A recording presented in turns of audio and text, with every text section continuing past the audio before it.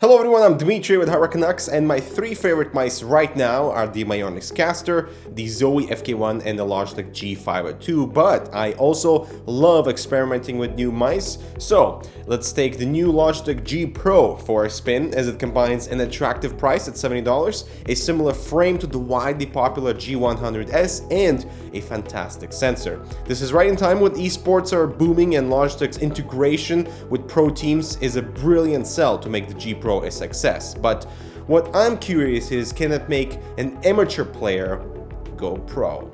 It's in the name after all. Light up your build with Hue Plus by NZXT. It fits into 2.5-inch drive slots, comes with 4 individually controlled RGB strips with plenty of connection cables for best routing, and is wonderfully controlled through the CAM software. Get 10% off at nzxt.com, link in the description. So let's first meet our amateur gamer. Hi. Wow. Here? Doesn't even bother making an entrance. And coming through the door is our pro. This guy does not need an introduction. So this is the second day of using the mouse, and we get these results.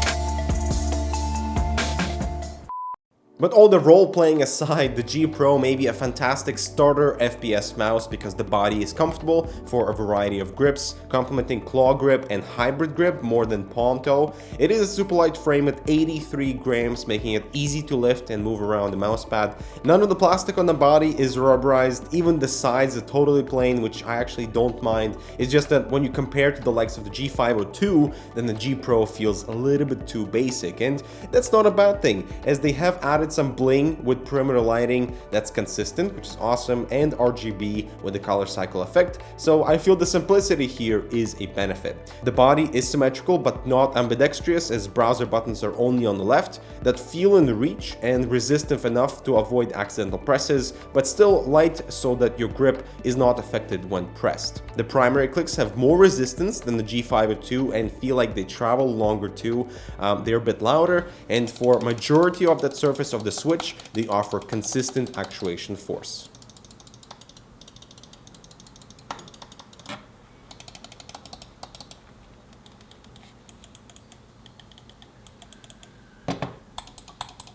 The scroll wheel is now mechanical with the rubber surface. Scroll steps are very light, but none are missed, which is awesome. So if you scroll really fast, every step will be registered.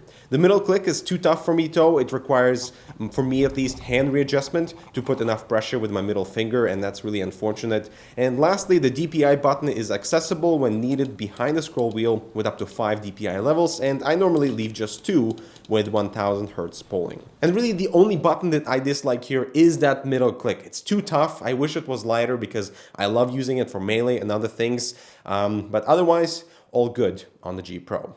The cable here is thick, it's 2 meters, and it's braided. It's different braiding from the G502. The braiding here feels very similar to the Myonix Caster. The thickness here actually prevents the cable from kinks, and surprisingly does not drag the light mouse. Obviously, a cable bungee would be helpful, but not necessary. And so to sweeten the deal, this mouse is equipped with the 3366 optical sensor, which is considered to be one of the best. So if there's something wrong with your aim, you are the only one to blame.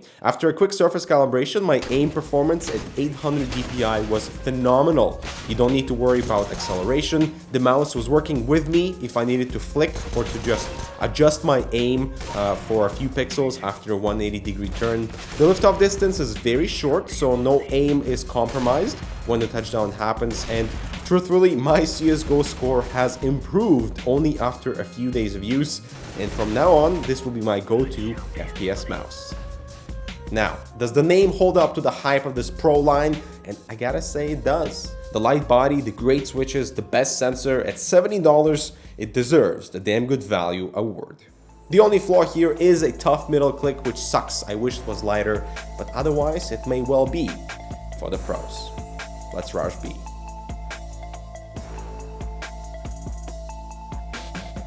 So guys, thank you so much for watching. I'm Dmitry with Canucks, and we'll see you in the next video.